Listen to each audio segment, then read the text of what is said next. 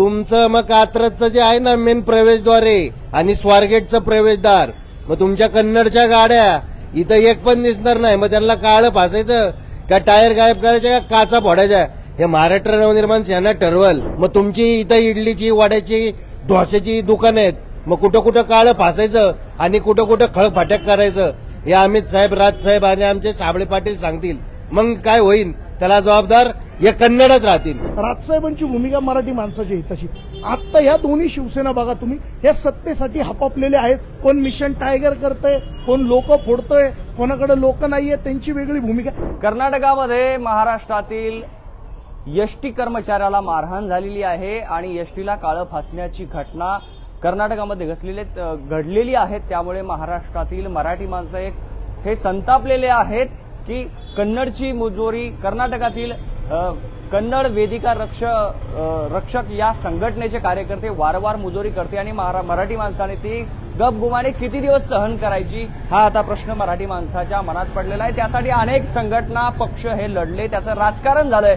मात्र आज त्यांच्याकडून कुठलंच रिॲक्शन पाहायला मिळत नाही. माझ्यासोबत पुण्यातून महाराष्ट्र नवनिर्माण सेनेचे काही पदाधिकारी आहेत. त्यांची भूमिका काय आहे, यावर त्यांची रिॲक्शन काय असणार आहे ते विचारणार आहे. स्वागत आहे तुमचं लेट्सअप मध्ये. काल जी घटना घडली आहे कर्नाटकमध्ये, मराठी माणसावर हल्ला झालाय, एसटी कर्मचाऱ्याला मारहाण केली, त्याला विचारलं गेलं तुला कन्नड येते का, आणि त्यानंतर त्याला मारहाण झालेली आहे. कसं पाहताय या घटनेकडे? कसं पाहताय म्हणजे हे कन्नडिकांचा जो धुडगूस आहे हा खूप आधीपासून, म्हणजे तुम्ही बाळासाहेब ठाकरेंची पण ज्या वेळेला याच्यावरची भाषणं किंवा प्रतिक्रिया ऐकाल तुम्हाला अत्यंत एसटी महामंडळाचा जो आपला महाराष्ट्रातला ड्रायव्हर आहे, कंडक्टर आहे, त्याला कन्नड येतं का ही विचार न करून महाराष्ट्राच्या अस्मितेवर एक प्रकारे घाला घातलेला आहे.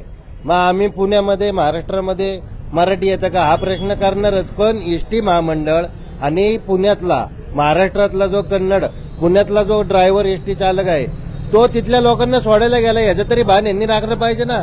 मागे शिवाजी महाराजांची विटंबना आली, पुतळा हटवला, या महाराष्ट्राने किती सहन करायचं.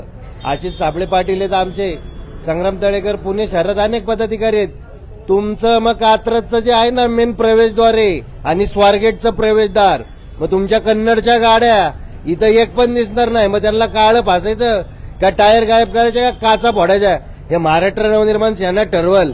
शहाणे असाल तर सगळेजण नीट राहा. तुम्ही आमच्या मराठी माणसांना कन्नड येतं का म्हणून उगाच मारहाण करू नका, हे नीट लक्षात ठेवा. मनसे खळखट्याक आंदोलन करणार का? साहेबांचा आदेश तो अंतिम आदेश. पण एकंदर पाहता आम्ही महाराष्ट्र असो, केरळ असो किंवा आपलं पुणे शहर असो, सर्व धर्म समभाव या हिशोबाने चालतो. परंतु जर ह्याचा गैरफायदा तुम्ही घेतला तर महाराष्ट्र नवनिर्माण सेना गप्प बसणार नाही. प्रत्येक जण प्रत्येक राज्यात येतो जातो. मग तुमची इथं इडलीची वड्याची ढोश्याची दुकान आहेत, मग कुठं कुठं काळं फासायचं आणि कुठं कुठं खळफाटक करायचं हे अमित साहेब, राज साहेब आणि आमचे साबळे पाटील सांगतील. मग काय होईल त्याला जबाबदार हे कन्नडच राहतील. मनसे कधी उत्तर देणार आहे या घटनेला? सांगितलं ना आता, साहेबांचा आदेश आला की कार्यक्रम फिक्स.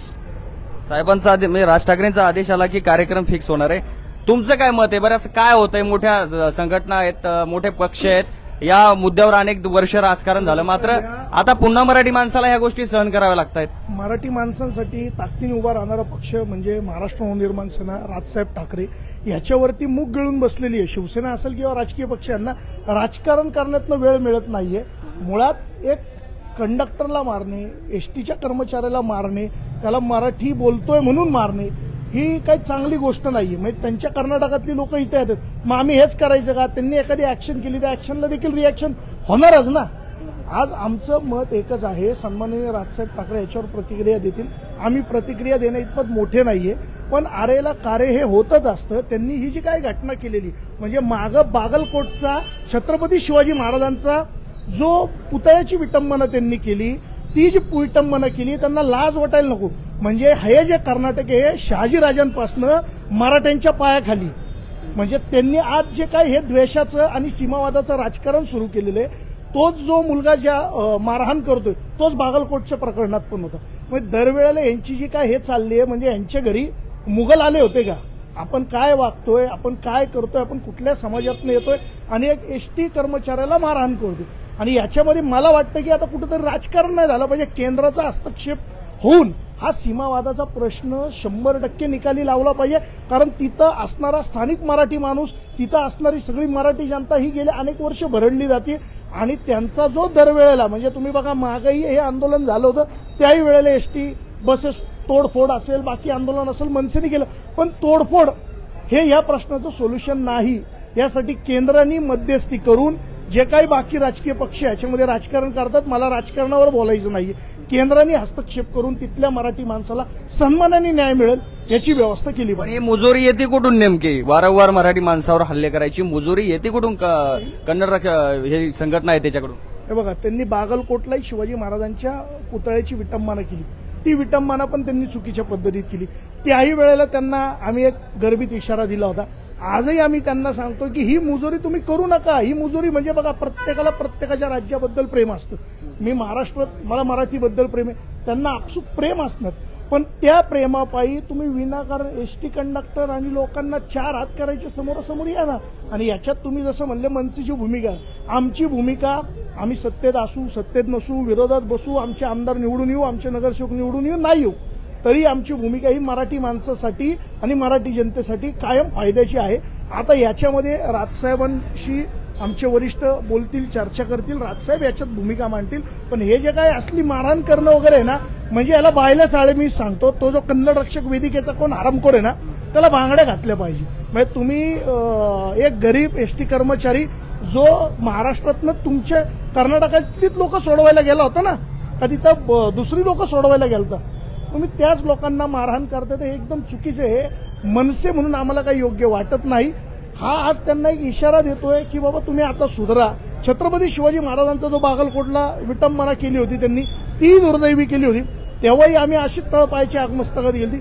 आज याच्यावरती आता त्यांनी जर सावध भूमिका घेतली नाही, झालेल्या चुकीची माफी मागितली नाही, तर त्यांना जशास तसं उत्तर महाराष्ट्र नवनिर्माण सेना देईल. कन्नड रक्षक वेदिकेच्या संघटनेच्या कार्यकर्त्यांनी एक प्रकारे मराठी माणसाला ललकारलेलं आहे. आणि बाळासाहेब ठाकरेंचा तुम्ही सुरुवातीला उल्लेख केला, तर बाळासाहेब ठाकरेंची कणखर भूमिका होती. एकनाथ शिंदे म्हणतात मी त्यांचा विचार पुढे घेऊन जातोय. बाळासाहेब ठाकरेंची शिवसेना आहे, आमची शिवसेना आहे, असं उद्धव ठाकरे म्हणतात.